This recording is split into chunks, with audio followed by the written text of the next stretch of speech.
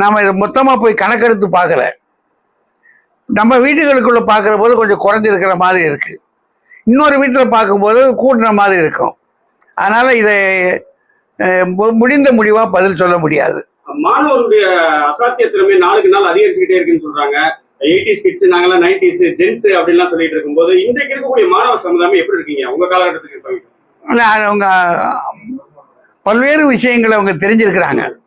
நாங்கள் தெரிஞ்சுக்கிட்ட விஷயங்களை விட அவங்க தெரிஞ்சிருக்கிற விஷயங்கள் அதிகமாக இருக்குது. அது இயல்பும் கூட. ஏன்னா பாடப்படிப்பெல்லாம் கூடுது. அதனால் அவங்க ரொம்ப முன்னேறி இருக்காங்க. அப்போ முன்னேறி இருக்காங்களே தவிர சமூக இயக்க தளத்தில் சரியாக இருக்காங்களான்றது எனக்கு தெரியல.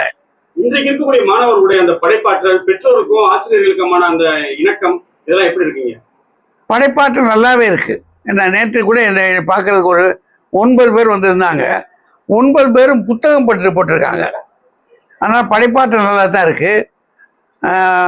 பெற்றோரோட தொடர்பு இருக்கிறது அது நான் அவங்கள பார்க்கல. குறிப்பா உங்க காலகட்டத்துல மிகுந்த கண்டிப்பு இருக்கும், உரிமையா ஒரு செல்லமா அடிப்பீங்க. இன்னைக்கெல்லாம் மாணவர்களை கண்டிக்க முடியவில்லை, கண்டிச்சா ஆசிரியர் மேல பழி இதெல்லாம் வருது. மாணவர்கள் நல்லா திறன்பட வரணும்னா என்ன பண்ணலாங்க? அது பெற்றோருடைய பொறுப்பு தான். நம்ம பெற்றோரும் சமூகம் தான் செய்யணுமே தவிர தனிப்பட்ட மனிதன் ஒன்றும் சாதிச்சிட முடியாது. அதில் தேசிய கல்விக் கொள்கை அமல்படுத்த சொல்லி சொல்றாங்க. அது தமிழகத்துக்கு நல்லதா? தேசிய கல்விக் குழுவா? தேசிய கல்விக் குழுவில் என்ன நோக்கம் வச்சிருக்கிறாங்க? மும்மொழியை நான் அங்கீகரிக்க மாட்டேன். ஏன் அப்படின்னு சொன்னால், பல மொழிகள் படிக்கிறதுனால நமக்கு என்ன லாபம் இருக்குன்றது இப்போதைக்கு 2 மொழி தெரிஞ்சுக்கிறாங்க. இன்னொரு மொழி தெரிஞ்சுக்கிறதுக்கு எப்போ வாய்ப்பு வேணுமோ அப்போ தெரிஞ்சுக்கிடுவாங்க. அது தெரிஞ்சுக்கிறது அவங்களுக்கு நல்லது. மற்றபடி 3 மொழியை கற்றுக்கொள்ளணுன்ற அவசியம் இல்லை. அது ஒருவேளை எனக்கு என்னமோ நாளை வேறு ஒரு மொழியை உள்ள திணிப்பதற்காக வரக்கூடிய மொழியாக எனக்கு தோணுது. அதை நான் விரும்பலை. தமிழ் புதிய முதல்வருடைய ஆட்சி எப்படி இருக்கிறது? இப்போ இருக்க முதல்வரா கொஞ்சம் போகட்டும், காலம் போகட்டும், பார்ப்போம். இதுவரை நல்லா இல்லை. ஒருவேளை இனிமே பின்னாடி நல்லா இருந்தாலும் இருக்கலாம். அதனால் பொறுத்து இருந்து தான் பார்க்கணும். முன்னால உள்ள ஆசிரியர்களுக்கும் இல்லை இப்போ உள்ள ஆசிரியர்களுக்கும் முந்தைய மாணவர்களை தத்தெடுப்பாங்க, அந்த மாதிரி பல்வேறு சூழ்நிலை இருந்தது. இப்போ உள்ள ஆசிரியர்களுக்கு பணிச்சுமை அதிகமாக இருக்கு. அதனால மாணவர்களுக்கும் பணிச்சுமை மட்டும் இல்லை, இப்போ இருக்கக்கூடியவங்களுக்கு அரசு சம்பளமாக்குறவங்களுக்கு வசதி இருக்கு. இன்னொன்று, கணவனும் மனைவியுமாக 2 பேரும் கல்லூரியோ பள்ளியோ வேலை பார்க்குற போது சம்பளம் கொஞ்சம் கூட இருக்கு. அதனால இவங்களுக்கு பணத்தை பெரிதாக கருதுகிறார்களே தவிர பாசங்கள் எல்லாம் இல்லாமல் போச்சு.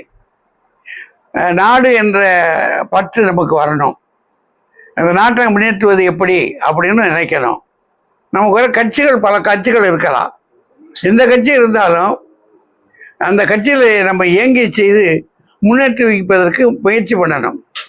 அதெல்லாம் இப்போ கொஞ்சம் குறைஞ்சிருக்கு. அது பணம் கொஞ்சம் விளையாடுது அப்படின்னு தோணுது. அது தவிர முன்னே விட இப்போ இந்த லஞ்சம் இருக்கு பாருங்க, அது மிக அதிகமாக எல்லா தளங்கள்லையும் இருக்குது.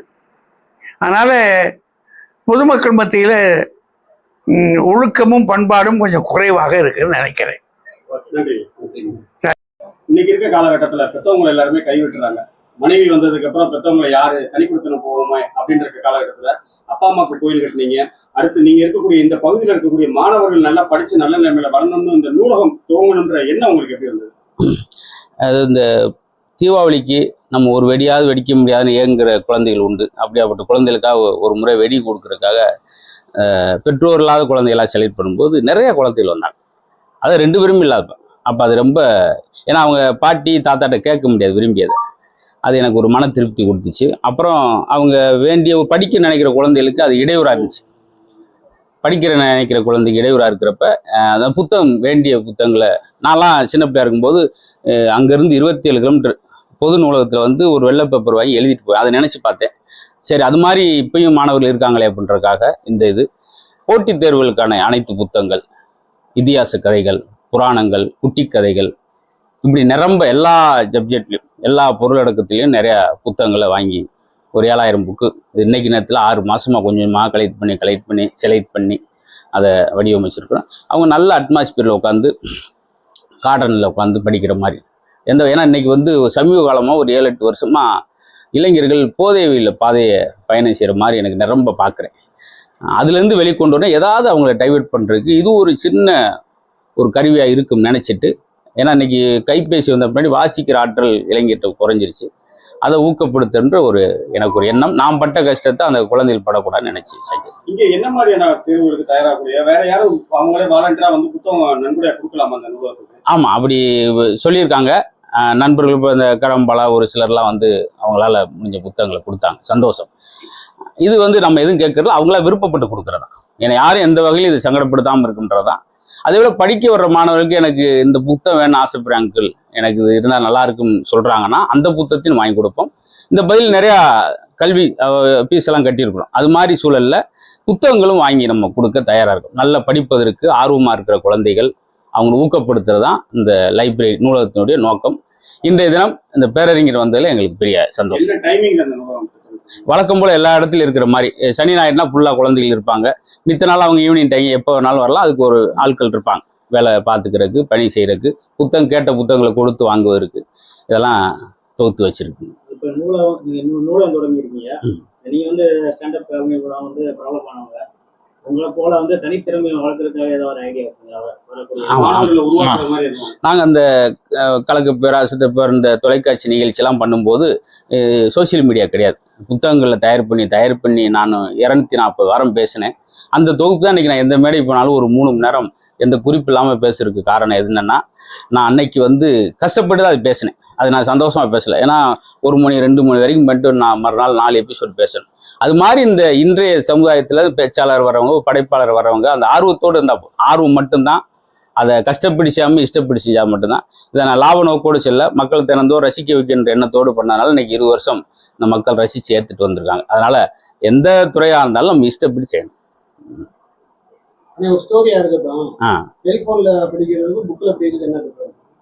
இதில் வந்து நம்ம நினைச்ச நேரம் குறிப்பெடுத்துட்டு அந்த மறுபடியும் அதை திருப்பி பார்க்கறதுக்கு ரிவைண்ட் பண்ணுறதுக்கெல்லாம் ரொம்ப வசதியாக இருக்கும். சில புத்தகங்கள் படிக்கும்போது அவர்கிட்ட பேசுகிற மாதிரியே இருக்கும். இப்போ சுவாமி விவேகானந்தர் பற்றி பேசுகிறேன், நேதாஜியை பற்றி படிக்கிறோம்னா அப்படியே அதை நம்ம பயணத்தை இழுத்துக்கிட்டே போகும். நம்மளுக்கு சின்ன சின்ன தன்னம்பிக்கை நான் புத்தகங்கள்லாம் படிச்சோன்னா ஓரளவு மற்ற இளைஞர் மாதிரி போயிடாமல் நான் ஒரு திசையில் வந்தேன். அதுக்கு காரணம் என்னை மாற்றியது புத்தகம். அதே போல் இன்னும் இந்த பகுதியில் நிறையா மாணவர்களை மாற்ற வேண்டும் என்ற நோக்கத்தில் இந்த புத்தகம். படிப்பு, இசை யாராலுமே அதை வந்து பிரிக்க முடியாத ஒண்ணு. இசைக்கே ஒரு அரசியா இருந்த ஜானகி அம்மாவோட மறைவு, அவங்களுடைய பாடல்கள் இன்னைக்கு வரைக்கும் எல்லா பக்கமுமே பட்டி தொட்டிக்கு ஒழிஞ்சிட்டு இருக்கு. ஒரு நிகழ்ச்சிகளாகட்டும் எதுவாக இருந்தாலும் அவங்களுடைய குரல் இல்லாத ஒரு கிட்டத்தட்ட ஒரு 5 தலைமுறை இசையமைப்பாளர்களோட பாடணும்ன்ற ஒரு பெரும் பேரோட அவங்க மறைஞ்சிருக்காங்க. இன்னைக்கு நவீனங்கள் வந்திருக்கலாம், பென்ட்ரைவ் வந்து CD வந்து ஏதோ வந்திருக்கலாம்.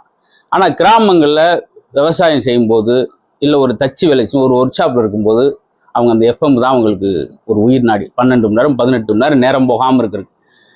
ஜானகி போன்ற மிகப்பெரிய அந்த இசைக்கலைஞர் பாடகி இல்லைன்னா நிறைய பேர் மனநோயாக இருப்பான். அந்த குரல் வந்து குழந்தை தன்மையாக இருக்கும். அவங்க 80 வயசுலேயும் 15 வயசு பெண் பாடுற குரலை அவங்க கொண்டு வருவாங்க. செந்துருப்பைய பாட்டாக இருக்கட்டும், எல்லாத்துலேயுமே அது அவங்களுடைய ஸ்பெஷல். அது மாதிரி இசைக்கலைஞர்கள் வந்து ஒரு மருத்துவர். இசைக்கு வந்து நோயை குணப்படுத்துகிற ஆற்றல் இருக்குது. நிறையா பேர் நோயை குணப்படுத்திய மிகப்பெரிய இசை சாம்பவான் தான் ஜானகி அம்மா அவர்கள். நேற்றைய தினம் காலமானது எல்லாருக்கும் பெரிய சங்கடமான ஒரு சூழல். அவங்க போயிருக்கலாம் மொழி, அவங்க குரல் இங்கே தான் இருக்கும். குரல் தினந்தோறும் ஒலிக்கும். அதன் மூலம் இன்னும் பல பேர், ஏன்னா இசை வந்து மன அழுத்தத்திலிருந்து வெளியே கொண்டு வர மிகப்பெரிய கருவியில் முக்கியமான இடம். அதனால் அவங்க இல்லாட்டியும் அவங்க குரல் நம்ம தினந்தோறும் நம்ம காதில் ஒலிச்சுக்கிட்டே இருக்கும், நம்மளோடு வாழ்ந்துக்கிட்டே இருப்பாங்க. அவங்களுடைய ஆத்மா சாந்தி அடைய உங்கள் சார்பாக வேண்டுகிறேன். பொதுவா யார் வந்தாலும் நலத்திட்ட உதவிகள் செஞ்சாங்கன்னா அடுத்து அரசியல் பிரவேசம் இருக்குமோ அப்படின்ற ஒரு சூழல்ல தமிழக மக்கள் பார்க்கக்கூடிய நிலையில நகைச்சுவையால எல்லாருமே இது பண்ணவரு செயல் திட்டங்கள் இப்ப பண்றீங்க. ஒருவேளை அரசியலுக்கு போறதுக்காக தான் இந்த செயல்பாடுகள். ஆமா, அது ஒரு சும்மா ஒரு சோப்பு வாங்கி கொடுத்தாலே முதல் கேள்வி இதை கேட்டுருவோம் நம்ம. இருந்தாலும் எனக்கு அந்த நோக்கமும் அதுக்கான ஆற்றலும் வேகமும் நம்மகிட்ட இல்லை. நம்மளுக்கு வந்து நம்ம ஒரு சின்ன மன திருப்தி, இதை பண்ணும்போது ஒரு நிம்மதியான தூக்கம், ஒரு சின்ன சந்தோஷம். சின்ன வயசுல தான் நம்ம அனுபவிக்க முடியாதெல்லாம் புத்தகம் வாங்கி படிக்க முடியும்னு ஒரு ஏக்கம் இருந்துச்சு. அது இன்னைக்கு இங்கே உள்ள மாணவர் ரொம்ப சிரமப்படுறாங்க. அவங்கள இந்த மாதிரி இழுத்துட்டு வரணும்னு ஒரு ஆசை. இதில் ஒரு 10 பேர் பயனடைஞ்சா கூட எனக்கு இதன் மூலம் ஒரு பெரிய சந்தோஷம். உங்க சாயல்ல நிறைவா இந்த மாணவர்களுக்கு அறிவுரை. அதுதான் புத்தகம் வந்து அது காகிதம் இல்லை ஆயுதம்ன்றாங்க. அதே போல் மிகப்பெரிய ஜாம்பவான்லாம் என்ன சொல்கிறாங்கன்னா, மாணவர்களுக்கு கொடுக்கக்கூடிய மிகச்சிறந்த பரிசு புத்தகம்ன்றாங்க. அதே போல் ஒவ்வொரு பக்கத்திலையும் குண்டு பாயுதும் போது ஆயுதத்தில் வர ஆயுதங்களை விட இந்த காகிதம் செய்யக்கூடிய மாற்றம் பெருசுன்னு சொல்லி லெனின் சொல்லியிருக்காரு. கார்ல் மார்க்ஸ், பிளேட்டோ என்ன சொல்கிறாரு, நீ படிக்காமல் இருப்பிற்கு நீ பிறக்காமலே இருக்கலாம்ன்ற. இப்படி இந்த ஒரு வார்த்தைகளும் அன்னை தெரசாவை மாற்றியது புத்தகம் இல்லை, ஒத்த வார்த்தை.